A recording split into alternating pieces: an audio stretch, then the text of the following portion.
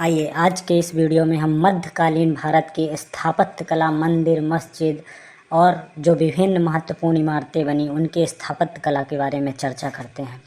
मंदिरों, मस्जिदों और हौजों का निर्माण किस प्रकार और कैसे किया गया। मंदिरों और मस्जिदों का निर्माण बहुत सुंदर तरीके से किया जाता था, क्योंकि वे उपासना के स्थल थे। वे अपने संरक्षक की शक्ति, धन, वैभव तथा शक्ति का भाव भी प्रदर्शन करते थे। उदाहरण के लिए राजेश्वर मंदिर को ले लिया जा सकता है। एक अभिलेख से इस बात का संकेत मिलता है कि इस मंदिर का निर्माण राजा राजदेव ने अपने देवता राजराजेश्वर की उपासना हेतु किया था। ध्यान दें कि राजा और उसके देवता के नाम काफ़ी मिलते जुलते थे। राजा ने इस तरह का नाम इसलिए रखा क्योंकि यह नाम मंगलकारी था और राजा स्वयं को ईश्वर के रूप में दिखाना चाहता था। धार्मिक अनुष्ठान के जरिए मंदिर में एक देवता राजा राजदेव दूसरे देवता राजराजेश्वरम का सम्मान करता था। सभी विशालतम मंदिरों का निर्माण राजाओं ने करवाया था। मंदिर के अन्य लघु देवता शासक के सहयोगियों तथा अधीनस्थों के देवी देवता थे। यह मंदिर शासक और उसके सहयोगियों द्वारा शासित विश्व का एक लघु रूप ही था। जिस तरह से वे राजकीय मंदिरों में इकट्ठे होकर देवताओं की उपासना करते थे, ऐसा प्रतीत होता था कि मानो उन्होंने देवताओं के न्यायप्रिय शासन को पृथ्वी पर ला दिया हो। मुसलमान सुल्तान तथा बादशाह स्वयं को भगवान के अवतार होने का दावा तो नहीं करते थे, किंतु फारसी दरबारी इतिहासों में सुल्तान का वर्णन अल्लाह की परछाई के रूप में हुआ है। दिल्ली की एक मस्जिद के अभिलेख से पता चलता है कि अल्लाह ने अलाउद्दीन को शासक इसलिए चुना था क्योंकि उसमें अतीत के महान विविधकर्ताओं मूसा और सुलेमान की विशिष्टताएं मौजूद थी। सबसे महान विधिकर्ता और वास्तुकर्ता अल्लाह स्वयं था। उसने अव्यवस्था को दूर करके विश्व का सृजन किया तथा व्यवस्था और संतुलन कायम किया, ऐसा अभिलेखों में मिलता है।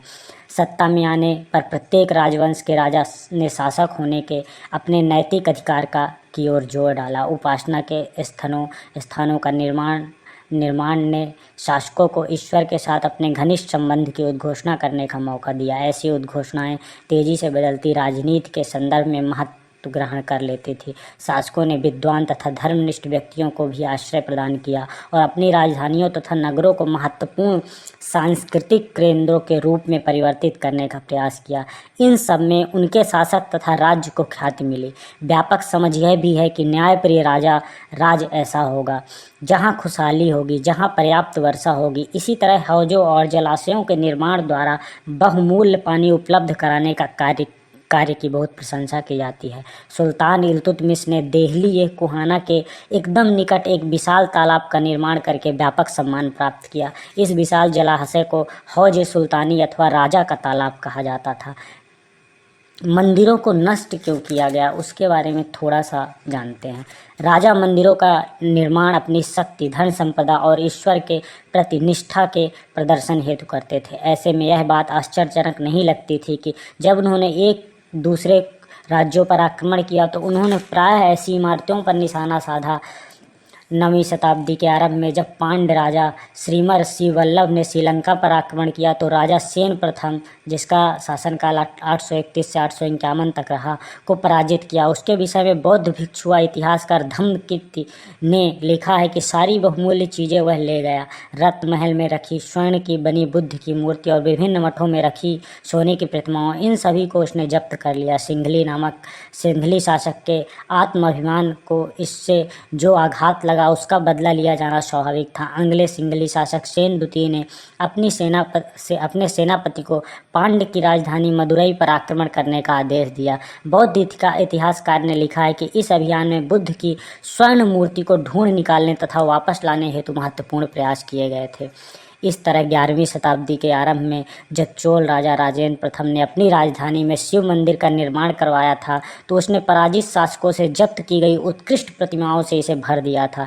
एक अधूरी सूची में निजी चीजें सम्मिलित थी। चालुक्यों से प्राप्त एक सूर्य पीठिका, एक गणेश मूर्ति तथा दुर्गा की कई मूर्तियाँ, पूर्वी चालुक्यों से प्राप्त एक नंदी मूर्ति, उड़ीसा के कलिंगों से प्राप्त भैरव अर्थात भगवान शिव की मूर्ति तथा भैरवी की एक प्रतिमा तथा बंगाल के पालों से प्राप्त की हुई काली जी की मूर्ति। गजनी का सुल्तान महमूद राजेंद्र प्रथम का समकालीन था। भारत में अपने अभियानों के दौरान उसने पराजित राजाओं के मंदिरों को अपवित्र किया तथा उनके धन और मूर्तियों को लूट लिया। उस समय सुल्तान महमूद कोई महत्वपूर्ण शासक नहीं था, लेकिन मंदिरों को नष्ट करके, खास तौर से सोमनाथ का मंदिर, उसने एक महान इस्लामी योद्धा के रूप में श्रेय प्राप्त करने का प्रयास किया था। ऐसी कोशिश की थी उसने, जबकि वो इतना महान शासक था नहीं वास्तविकता में। मध्ययुगीन राजनीतिक संस्कृति में ज़्यादातर शासक अपने राजनीतिक बल व सैनिक सफलता का प्रदर्शन पराजित शासकों के उपासना स्थलों पर आक्रमण करके उन्हें लूट कर करते थे, क्योंकि उनका धर्म और उनकी मान्यताएं दूसरी होती थी। तो वो दूसरी मान्यता या धर्म के राजा पर आक्रमण करके उनके जो मंदिर और जो उपासना स्थल होते थे उनको अपमानित करने के लिए उन पे तोड़ फोड़ करते थे। और अरब से जब भारत पे आक्रमण हुआ तो अरब शासकों द्वारा यही कोशिश की गई। बाग, मकबरे और किलों के बारे में देखते हैं। मुगलों के अधीन वास्तुकला और अधिक जटिल हो गई। बाबर, हुमायूं, अकबर, जहांगीर और विशेष रूप से शाहजहां साहित्य कला और वास्तुकला में व्यक्तिगत रुचि लेते थे। अपनी आत्मकथा में बाबर ने औपचारिक बागों की योजनाओं और उनके बनाने में रुचि का वर्णन किया है।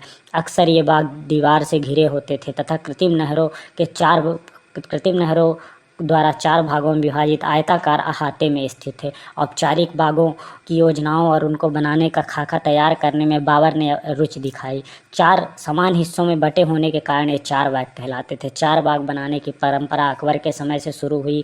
कुछ सर्वाधिक सुंदर 4 बागों को कश्मीर, आगरा, दिल्ली में देखा जा सकता है, जिन्हें जहांगीर और शाहजहां ने बनवाया। अकबर के शासनकाल में कई तरह के महत्वपूर्ण वास्तुकलाएं नवचार हुई। इनकी प्रेरणा अकबर के वास्तुशिल्पियों ने उसके मध्य एशियाई पूर्वज तैमूर के मकबरों से ली। हुमायूं के मकबरे में सबसे पहली बार दिखने वाला केंद्रीय गुंबद, जो बहुत ऊंचा था और ऊंचा मेहराबदार प्रवेश द्वार, मुगल वास्तुकला के महत्वपूर्ण रूप बन गए। यह मकबरा एक विशाल औपचारिक 4 बाग के मध्य स्थित था। इसका निर्माण 8 स्वर्गों अथवा हस्त विहिस्त की परंपरा में हुआ था।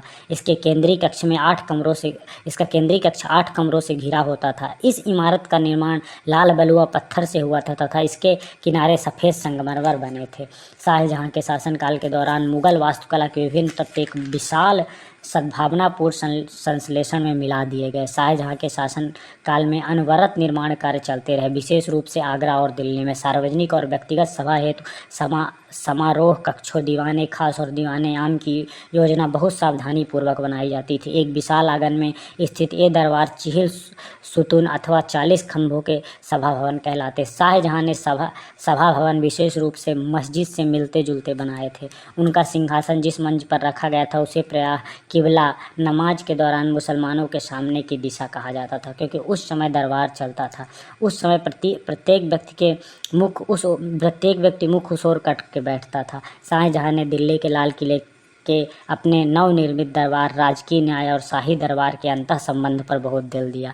बादशाह के सिंहासन के पीछे पितरा दूरा के जड़ाऊ काम की एक श्रृंखला बनाई गई थी, जिसमें पौराणिक यूनानी देवता अर्फियस को बीड़ा बजाते हुए चित्रित किया गया था। ऐसा माना जाता था कि अर्फियस का संगीत आक्रामक जानवरों को भी शांत कर सकता था और वो शांतिपूर्वक एक दूसरे के साथ रहने लगते थे। शाहजहां ने सार्वजनिक सभा का निर्माण यह सूचित करता था कि न्याय करते समय राजा ऊंचे और निम्न सभी प्रकार के लोगों के साथ समान व्यवहार करेगा और सभी के साथ सद्भाव से रहेगा।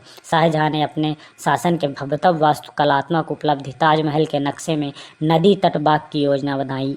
यहाँ सफ़ेद संगमरमर का मकबरा नदी तट के एक चबूतरे तथा बाग इसके दक्षिण में बनाया गया। नदी पर सभी अभिजातों की पहुँच नियंत्रण हेतु शाहजहां ने इस वास्तुकलात्मक रूप को विकसित किया। महल नदी में स्थित था। केवल विशिष्ट कृपा प्राप्त अभिजातों जैसे उसके बड़े बेटे दारा शिकोह को ही नदी में पहुंच मिल सकती थी। अन्य सभी को अपने घरों का निर्माण यमुना नदी से दूर शहर में करवाना पड़ता था। क्षेत्र साम्राज्य के बारे में देखते थे। 8वीं और 18वीं शताब्दियों के बीच जब निर्माण संबंधी गतिविधियों में बढ़ोतरी हुई तो विभिन्न क्षेत्रों के बीच विचारों का भी पर्याप्त आदान प्रदान हुआ। एक क्षेत्र की परंपराएं दूसरे क्षेत्रों में अपनाई गई। उदाहरण के लिए विजयनगर में राजाओं व गजशालाओं पर बीजापुर और गोलकोंडा जैसी आसपास की सल्तनतों की वास्तुकलात्मक शैली का बहुत प्रभाव पड़ा। मथुरा के निकट स्थित वृंदावन में बने मंदिरों की वास्तुकलात्मक शैली फतेहपुर सीकरी के मुगल महलों से बहुत मिलती जुलती थी। विशाल साम्राज्यों के निर्माण के विभिन्न क्षेत्रों को उनके शासन के अधीन ला दिया गया। इससे कलात्मक रूपों में वास्तुकलात्मक शैलियों के पर पर संसेचन में मदद मिली। मुगल शासक अपने भवनों का निर्माण में क्षेत्रीय वास्तुकलात्मक शैली अपनाने में विशेष रूप से दक्ष थे। उदाहरण के लिए बंगाल में स्थानीय शासकों ने छप्पर की झोपड़ी के सामने दिखने वाली छत का निर्माण करवाया। मुगलों को यह बगला गुंबद इतना पसंद आया कि उन्होंने अपनी वास्तुकला में इसका प्रयोग किया। अन्य क्षेत्रों का प्रभाव भी स्पष्ट था। अकबर की राजधानी फतेहपुर सीकरी की कई इमारतों पर गुजरात और मालवा की वास्तुकलात्मक शैलियों का प्रभाव दिखता है। 18वीं शताब्दी से मुगल शासकों की सत्ता धूमिल हो जाने के बाद उनके आश्रय में विकसित वास्तुकलात्मक शैली निरंतर प्रयोग में रही तथा अन्य शासकों ने जब भी स्वयं के राज्य स्थापित करने के प्रयास किए तो यह शैली अपनाई।